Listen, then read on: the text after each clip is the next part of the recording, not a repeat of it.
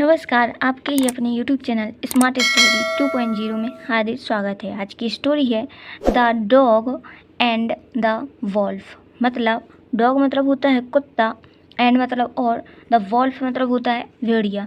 तो देखते हैं इस कहानी में, इस स्टोरी में कुत्ता और भेड़िए के साथ क्या होता है, या फिर कुत्ता क्या करता है, भेड़िया क्या करता है। तो चलिए पढ़ते हैं।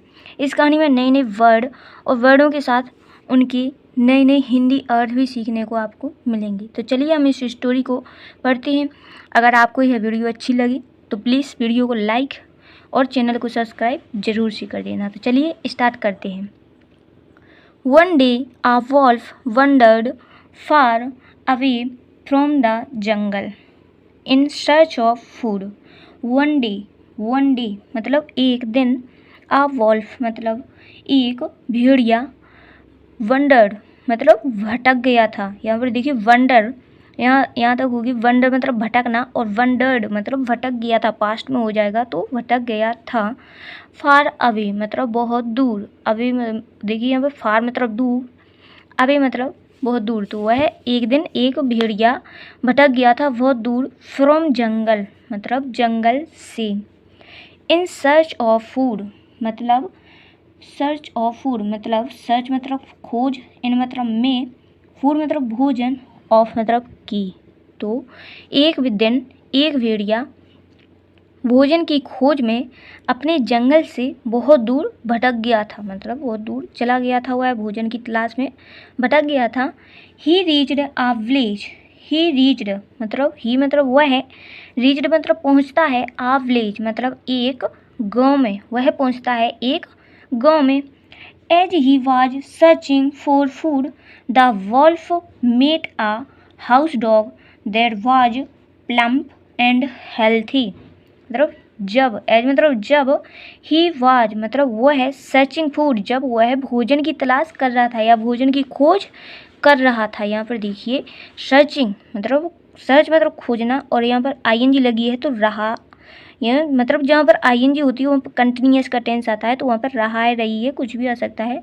तो यहाँ पर होगा, यहाँ पर देखिए ईडी लगा है, तो ये पास्ट में मतलब जो भी कहानी होती है वो पास्ट में ही होती है। तो यहाँ पर सर्चिंग का हो जाएगा कि वह खोज कर रहा था, मतलब जब वह खोज कर रहा था, फॉर फूड मतलब भोजन के लिए, फॉर मतलब के लिए, फूड मतलब भोजन। तो जब वह, एज मतलब जब, ही मतलब वह खोज कर रहा था, यहाँ पर देखिए वाज मतलब था, तो जब वह खोज कर रहा था भोजन के लिए, the wolf met a house dog, वह भेड़िया, वॉल्फ मतलब भेड़िया, मेट मतलब मिलता है, आ हाउस डॉग मतलब एक, हाउस मतलब घरेलू, डॉग मतलब कुत्ते से। मतलब जब वह भेड़िया भोजन की तलाश कर रहा था, भोजन की खोज कर रहा था, तो वह उसी समय एक कुत्ते से मिलता है। वह कुत्ता कैसा था, घरेलू कुत्ता। हाउस डॉग मतलब घरेलू कुत्ता, मतलब जो कुत्ते घर के बाहर बांध दिए जाते हैं, वह घर की रक्षा करते हैं, उन्हें हाउस डॉग कहते हैं, मतलब वह घरेलू कुत्ते कहलाते हैं। तो वह भेड़िया एक घरेलू कुत्ते से मिला।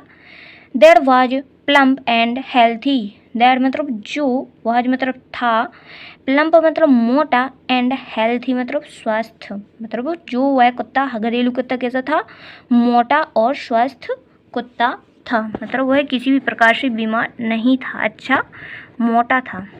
तो देखते हैं यहाँ क्या होता है।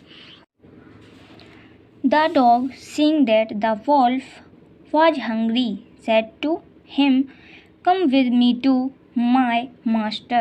मतलब उस घरेलू कुत्ते ने, द डॉग मतलब उस घरेलू कुत्ते ने, सींग मतलब देखा, दैट मतलब कि यह, वॉल्फ मतलब भेड़िया, वॉज हंग्री मतलब बहुत भूखा है, मतलब उस कुत्ते ने देखा कि यह भेड़िया बहुत भूखा है। सेड टू हिम मतलब उसने उससे कहा, मतलब उस भेड़िए मतलब उस, जैसे ही उस भेड़िए ने उस कुत्ते को देखा, तो उस कुत्ते ने भेड़िए से कहा कि आप बहुत भूखे हो। मतलब उस कुत्ते ने भेड़िए से कहा कि आप बहुत भूखे हो। Come with me to my master, come with मतलब आओ, विद मी मतलब मेरे साथ में, कम विद मी मतलब आओ मेरे साथ में, टू माई मास्टर मतलब मेरे मालिक के पास, टू माई मास्टर, मास्टर मतलब होता है मालिक। तो वह घरेलू कुत्ता कहता है उस भेड़िए से कि आप तो बहुत भूखे दिख रहे हो, मेरे साथ आओ मेरे मास्टर के पास। देखते हैं इसके बाद क्या होता है। He will take good care of you and will give you good food. मतलब उस कुत्ते ने कहा कि ही विल, वह है, विल मतलब फ्यूचर में आएगा यहाँ पर इस सेंटेंस, तो वह कर रखेंगे, टेक मतलब रखना होता है, यहाँ पे विल लग गया तो रखेंगे, तो वह रखेंगे गुड केयर मतलब अच्छी देखभाल, ऑफ यू मतलब आपकी, ऑफ यू मतलब आपकी, मतलब वो घरेलू कुत्ते ने कहा कि आओ मेरे साथ मेरे मालिक के पास चलो, वह आपकी बहुत अच्छी देखभाल रखेंगे, एंड मतलब होता है और, will give you good food और देंगे, गिव मतलब देना या फिर विल लगाए तो वह देंगे, यू मतलब आपको, गुड फूड मतलब अच्छा भोजन। तो ये ऐसी बात उस कुत्ते ने भेड़िए से कही कि चलो मेरे साथ आओ और मेरे मालिक आपको केयर भी अच्छी रखेंगे और साथ में आपको अच्छा भोजन भी देंगे। फिर देखिए क्या कहता है भेड़िया, उस कुत्ते के साथ जाता है या फिर नहीं जाता है। तो the wolf was happy but suddenly noticed that some hair around the dog's neck and worn away। मतलब वह भेड़िया खुश हुआ, द वॉल्फ वाज हैप्पी। देखिए यह भेड़िया बहुत खुश हुआ, वॉल्फ मतलब भेड़िया, हैप्पी मतलब खुश, वाज मतलब था, मतलब यह सुनकर, मतलब उस कुत्ते की यह बात सुनकर वह भेड़िया बहुत खुश हुआ। बट मतलब लेकिन सडनली मीन्स अचानक, नोटिस्ड मतलब उसने ध्यान दिया, दैट मतलब कि, सम मतलब कुछ, हेयर मतलब बाल, अराउंड मतलब चारों ओर के, डॉग्स मतलब कुत्ते के, नेक मतलब गर्दन मतलब वो कुत्ते की गर्दन के चारों ओर के जो बाल हैं वो मतलब झड़े हुए हैं। मतलब उस भेड़िए ने नोटिस किया कि कुत्ते की गर्दन के जो चारों ओर के बाल होते हैं वो पूरी तरह से झड़े हुए हैं, मतलब वहाँ के बाल छोटे छोटे हैं और सारे शरीर के बाल बड़े बड़े हैं। तो यह उस भेड़िए ने नोटिस किया उस कुत्ते पर, और ही इंक्वायर्ड और उसने पूछताछ की, मतलब उसके बारे में उसने पूछा, इंक्वायर्ड मतलब इसके बारे में उसने पूछा। फिर to which the dog replied, फिर वह कुत्ता उसको रिप्लाई मतलब उत्तर देता है, विच मतलब इसके बारे में, फिर वह कुत्ता इसके बारे में उत्तर देता है कि मेरी गर्दन के चारों तरफ के जो बाल हैं वो झड़े हुए क्यों हैं। तो इसके बारे में वह कुत्ता उत्तर देता है उस भेड़िए को। फिर देखते हैं, it is the mark of my collar chain which is put to keep me chain up at night. मतलब उस कुत्ते ने कहा कि इट इज मतलब यह है, इट मतलब यह, इज मतलब है, मार्क मतलब निशान, ऑफ माई कॉलर चेन मतलब मेरी, ऑफ माई मतलब मेरी, कॉलर चेन मतलब गले की चेन, मतलब कॉलर चेन मतलब जिससे वह कुत्ता बंधा रहता है उसको कॉलर चेन कहते हैं। तो उस कुत्ते ने कहा कि यह मेरे कॉलर चेन का निशान है, विच मतलब जो, इज पुट टू कीप जो रख देते हैं, टू कीप मतलब मुझे रखने के लिए, मी मतलब मुझे, चैन मतलब बांधे अप एट नाइट मतलब रात के समय। मतलब उस कुत्ते ने कहा कि यह कॉलर चेन का निशान है जो मुझे रात के समय बांधते समय रख देता है। मतलब कॉलर मतलब कॉलर चेन होती है तो वो मुझे गले में बांध देते हैं और मैं रात के समय चेन मतलब बंधा रहता हूँ, तो बांधने के लिए मतलब वो उस चेन को लगा देते हैं मेरे गले में, मतलब गर्दन में बांध देते हैं। उस कुत्ते ने ऐसे समझाया उसको, मतलब उस भेड़िए को समझा दी पूरी, मतलब उसने पूरी बातें समझा दी कि हाँ यह निशान क्यों बना है, मेरे गले के बाल क्यों झड़े हैं, तो ऐसा पूरा समझाया। फिर देखते हैं क्या कहता है भेड़िया। Hearing this the wolf said, यह सुनकर, हियरिंग मतलब सुनकर, दिस मतलब यह सुनकर, वॉल्फ सेड मतलब भेड़िया कहता है, सेड मतलब कहता है, I don't need your feast at the cost of my freedom. I don't मतलब मुझे ज़रूरत नहीं है।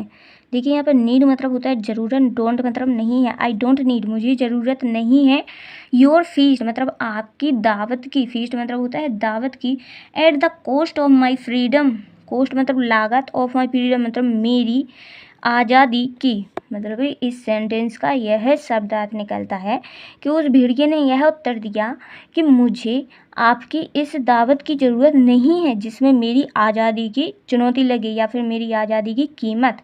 तो उस भेड़िए ने कहा कि मेरी आज़ादी की कीमत आपकी इस दावत के बराबर नहीं है, मतलब मैं आपके मालिक के पास नहीं जा सकता, जिससे वह मालिक मुझे भी आपकी तरह बांध ले, तो मैं भी बंधा रह सकता हूँ रात भर, और दिन में भी मैं यहीं पर मतलब घर के सामने खड़ा रह सकता हूँ, लेकिन मैं नहीं कर पानी है। उस भेड़िए ने उस कुत्ते से ऐसा कहा। फिर देखते हैं, saying this the wolf ran away, यह कहकर, सेइंग दिस मतलब यह कहकर द वॉल्फ रन अवे हुआ है, भेड़िया रन अवे मतलब दूर भाग गया, मतलब वहाँ से भाग गया। फिर देखते हैं इस कहानी का मोरल क्या निकलता है। फ्रीडम इज प्रीसियस मतलब आज़ादी है जो, मतलब फ्रीडम मतलब आज़ादी, इज मतलब है, प्रीसियस मतलब अनमोल, मतलब आज़ादी ही एक अनमोल है, मतलब आज़ादी से बड़ा कोई मूल नहीं है। मतलब उस भेड़िए ने कुत्ते को यही समझाया कि मैं एक भोजन के लिए अपनी आज़ादी की कीमत नहीं दे सकता, क्योंकि आप तो मतलब इस भेड़िए ने कहा कि तुम तो बंधे रहते हो लेकिन मैं नहीं बंधा रह सकता, मुझे तो अपनी आज़ादी ही प्यारी है, चाहे मैं भूखा क्यों ना मर जाऊं। तो इस भेड़िए ने इस कुत्ते को ऐसा समझाया कि मैं अपनी आज़ादी को नहीं खोना चाहता और मैं जा रहा हूँ। यह कहकर यह भेड़िया भाग गया और कुत्ता भी शांत रह गया, क्योंकि वह भेड़िया इस कुत्ते की तरह बंधा नहीं रहना चाहता था। इसलिए उसने इसको यह जवाब दिया कि मैं आज़ाद ही ठीक हूँ, चाहे मुझे भूखा क्यों ना रहना पड़े। Thank you so much for watching.